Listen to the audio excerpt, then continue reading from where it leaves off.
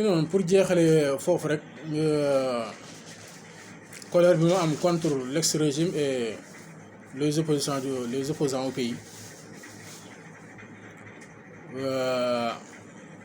parce que y avait une insurrection, un mouvement de rebelles qui pose des actes dignes des actes de rébellion. Et le chef de l'État, l'ex-chef de l'État Sall et le régime n'ont pas pris les responsabilités, mettre fin à ce problème.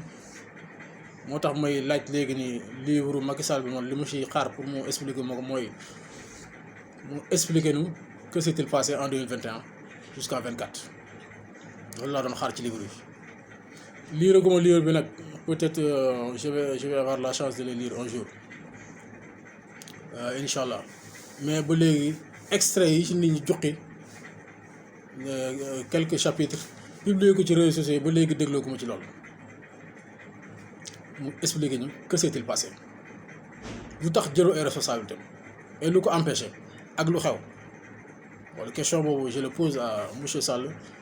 si m'entend il n'a qu'à nous répondre et répondre les Sénégalais que s'est-il passé loolu rek lay xaar ci moom xaaruma ci moom leneen qu'il explique les Sénégalais que s'est-il passé parce que dans un état de droit et dans une république, dans un état de droit, une république n'a pas le droit de reculer face à une insurrection. Une république n'a pas le droit de reculer face à une insurrection. Et ce qui s'est passé en 21 jusqu'à 2024, c'est du pure insurrection qui a causé des dizaines de morts.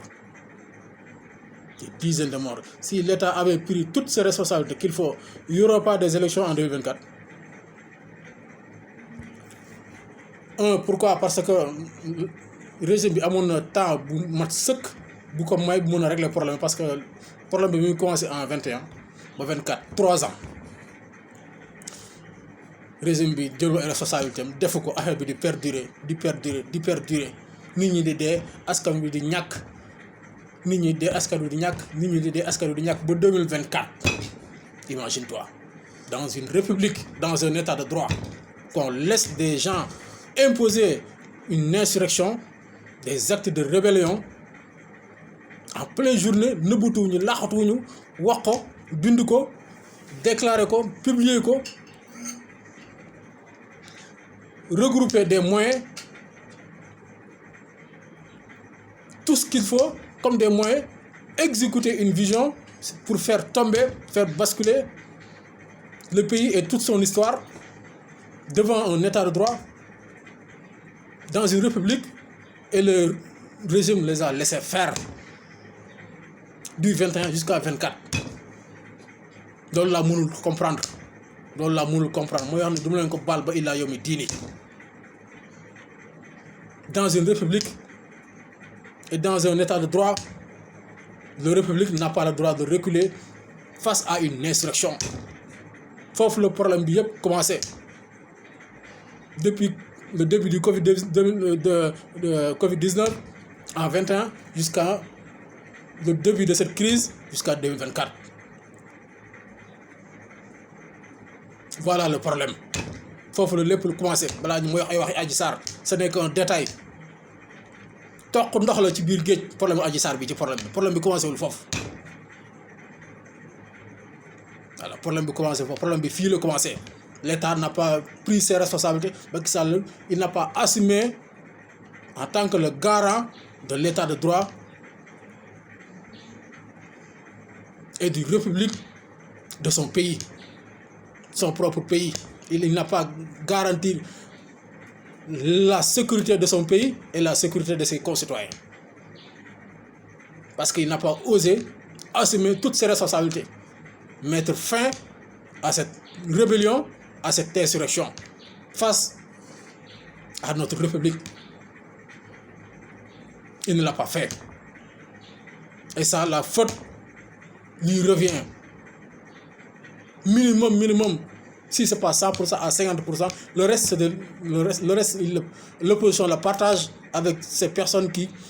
menaient ces actes insurrectionnels. face à leur propre pays. Voilà où se trouve le problème. Voilà les personnes qui partagent les responsabilités qu'ils ont amené tout ce problème bi créé jafe-jafe yi Sénégalais dund ba nii mooy wax ak yéen. Ça veut dire que crise bi nekkatul 3 ans crise bi mi ngi bientôt ça sera 5 ans ou 6 ans du 2021 calculé jusqu'à 2026 parce que bientôt 2026 mooy Sénégal nekkatul ci voie de développement mi ngi ci voie de crise en pleine crise depuis 2011 ba léegi nii Sénégal génnagul ci crise boobu mu nekk génnagu ko balaa nga ciy génn da nga koy tal mais avec ce régime Sénégal pareegul pour génn ci crise boobu donc Sénégal du avancé Sénégal du avancé ay ndawam ñoo koy yëg ay liggéey kanam ñoo koy yëg ay jigéenam ñoo koy yëg réew mi mooy perte c'est ça qui m'a fait mal c'est ça qui m'a fait mal si c'était seulement c'est l'ex-régime qui perd et ces rebelles qui ont exécuté un plan bien réfléchi bien mûri financé programmé et exécuté qui est le passif bu fekkante ne ñoom rek ñooy ñàkk mën du moo def benn problème mais réew mi moo ci ndara ñàkk. Imagine-toi de 2021 jusqu'à bientôt 2026 Sénégal ndara nekk ci crise boobu ndaru ci génn le pays comme le Sénégal du 6 ans wala 5 ans kese la ñuy perte mais ëpp na loolu il faut le diviser en 3 ou bien en 4 parce que réew mi toll noonu jëllu Yawou Dial ak jëllu Yékini face contre Balla Gaye c'est pas la même chose jël kese la mais jël yi du benn jëllu Yékini ak jëllu Yawou Dial du doon jamais la même chose du doon benn crise profonde